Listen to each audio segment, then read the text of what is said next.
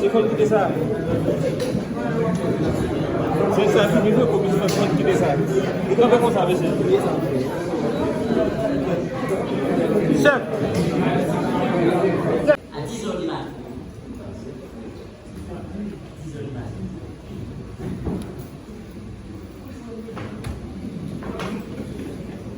Est-ce qu'il y a le temps de faire l'urgence et l'aide aussi?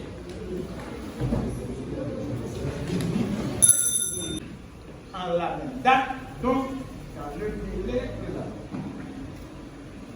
attendu que M. Joseph Lambert a lui-même interjeté appel par acte en date du 30 juillet 2023 contre la ordonnance à l'issue du 3 juin 2023, donc dans le décret.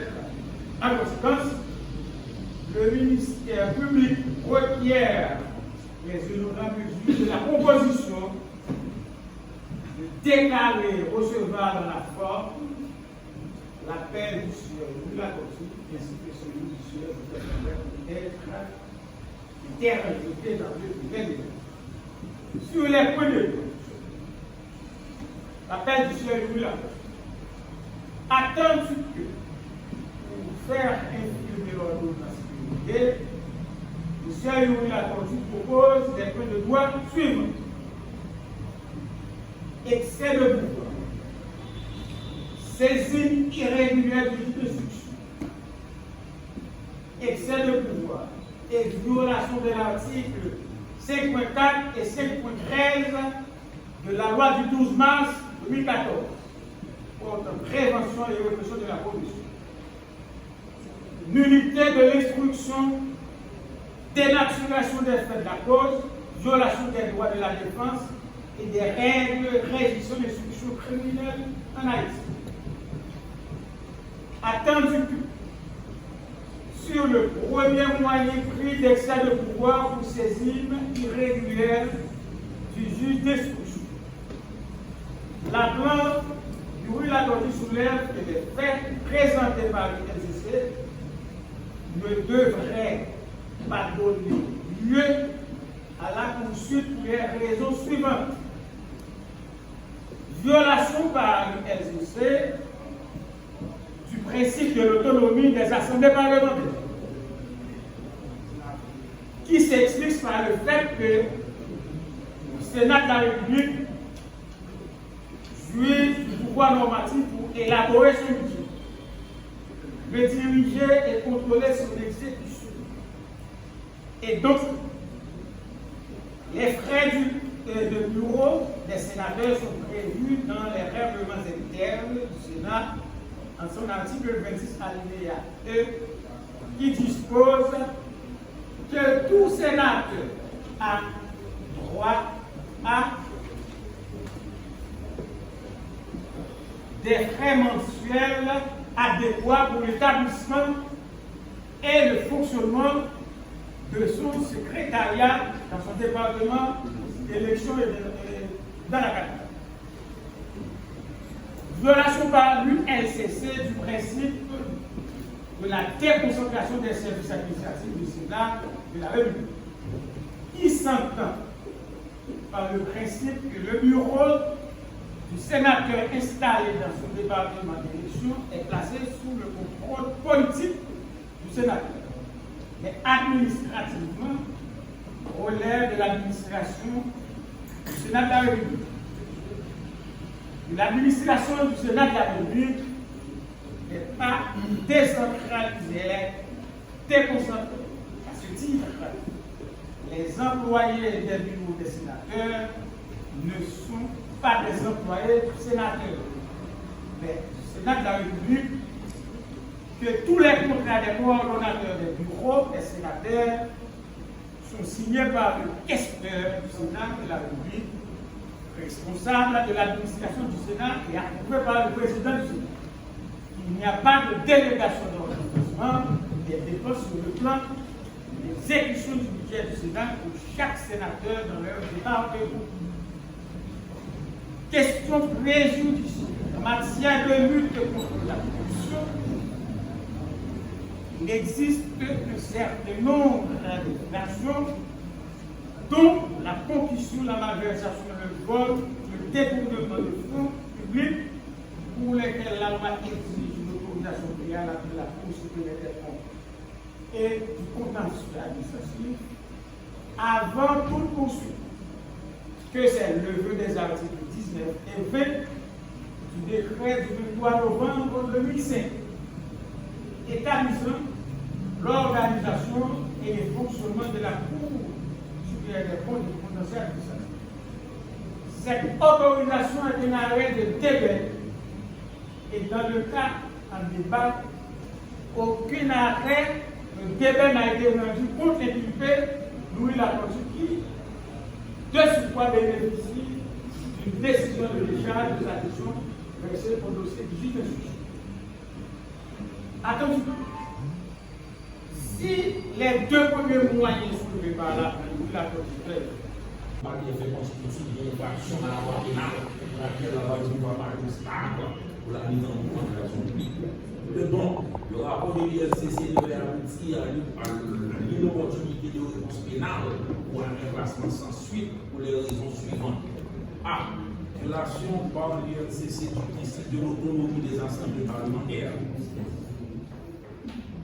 L'IFCC déclare que le rôle de coordonnatrice du bureau du sénateur de la République, tenu par sa mère, Madame Immaculée Cottard, était un emploi factif du fait de son âge, qui montre à l'eau à cette dernière qui était 2 fois supérieure à celui d'un sénateur.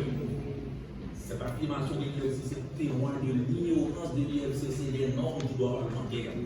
Elle ignore que le Sénat de la République jouit du pouvoir normatif pour élaborer son budget, le diriger et contrôler son exécution. Dans le cadre de ce principe consacré par la Constitution, le Sénat de la République, dans le cadre de son règlement, adopté le 14 novembre 2008 et publié au Moniteur officiel de la République, du mercredi 12 août 2009, 164 prévoit, en son article 26, alinéa petit 2, que tout sénateur a le droit à des frais mensuels adéquats pour l'établissement et le fonctionnement de son secrétariat dans son département d'élection et dans la capitale. Ce que donc reproche l'IFCC sur la théorie de la torture, c'est prévu par les règlements du Sénat de la République. C'est ce que font tous les sénateurs indistinctement. L'IFCC parle à corps d'emploi consistant régulièrement l'exécution du budget du Sénat de la République, mis en place par la texture. Les fonds décaissés pour les bureaux des sénateurs font l'objet de reproches par la texture avant tout nouveau décaissement. Le payroll du bureau sénateur de la position signé régulièrement par les employés du bureau est visé par la question du Sénat tous les mois. La réalisation de réception des faits de paie délivrés par la question de la liste des employés du bureau sénateur sont versés dans le dossier d'instruction. Violation par l'IFCC du principe de la déconcentration des services administratifs du Sénat de la République. Attendu que le principe que le bureau du Sénat avait installé dans son département d'élection qui a passé sur le contrôle politique du sénateur, mais administrativement relève de l'administration du Sénat de la République. L'administration du Sénat de la République n'est pas décentralisée, elle est déconcentrée. À ce titre, les employés du bureau des sénateurs ne sont pas des employés des sénateurs, mais du Sénat de la République. Que tous les contrats des coordonnateurs des bureaux des sénateurs sont signés par le questeur du Sénat de la République, responsable de l'administration du Sénat et approuvé par le président du Sénat. Il n'y a pas de délégation d'ordonnancement des dépenses sur le plan de l'exécution du budget du Sénat pour chaque sénateur dans le débat. De tout cela répond au cycle du pouvoir normatif du Sénat de la République pour établir les règles budgétaires compatibles de l'exécution de son budget. L'ordonnancement des dépenses. Le sénateur n'a donc aucune responsabilité dans la gestion des fonds alloués à son bureau. S'il y a des reproches à adresser, dans l'exécution des fois des sénateurs, c'est au questeur du Sénat qui est exercé de ça décès. Les comptants d'argent de la dame Immaculée Compta à partir de l'ordonnance du bureau du sénateur de la Constitution du Sénat sont signés des questeurs de carrière aujourd'hui. Et Jean-Marie Lafetière, les 10 contrats sont versés au dossier du juge. L'argent était président du Sénat de la République pour la période allant de janvier 2017 à 2018. La Cour supérieure des comptes administratifs a audité la gestion du Sénat de la République. L'ODI a révélé que les activités et les procédures soumises au contrôle du président du Sénat étaient conformes au principe de la bonne gouvernance. La commission d'audit de la CSCCA avait recommandé qu'une décharge soit accordée à la Blanc et ce rapport d'audit de la CSCCA a été versé au dossier du juge. L'Assemblée des sénateurs se basant sur le rapport de la CSCCA a octroyé décharge pleine et entière de sa gestion au sénateur de la Coutume, que donc le certificat de message de la Cour est également versé au dossier du juge. Question préjudicielle. Attendez que l'exercice a demandé des relations publiques en mouvement comme l'argent, détournement de fonds publics. Attendez, en matière de lutte contre la corruption, il existe un certain nombre d'infractions dont la concussion, la malversation, le vol, le détournement de fonds publics pour lesquels la loi exige une autorisation préalable avant de poursuivre.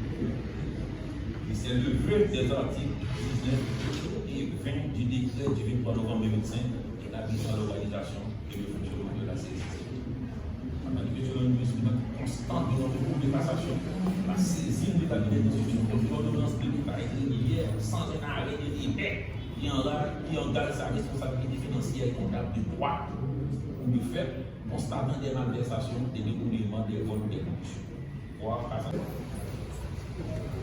Mémoire additionnelle déposée auprès de la Cour d'appel de Port-au-Prince pour communication aux autres parties suite au réquisitoire préalable par au préfet à l'honneur de vous exposer ceci. Le 26 juin 2023, à exploit des huissiers Roger Pierre-Denis du tribunal civil de Port-au-Prince, le parquet et le tribunal civil de Port-au-Prince a fait signe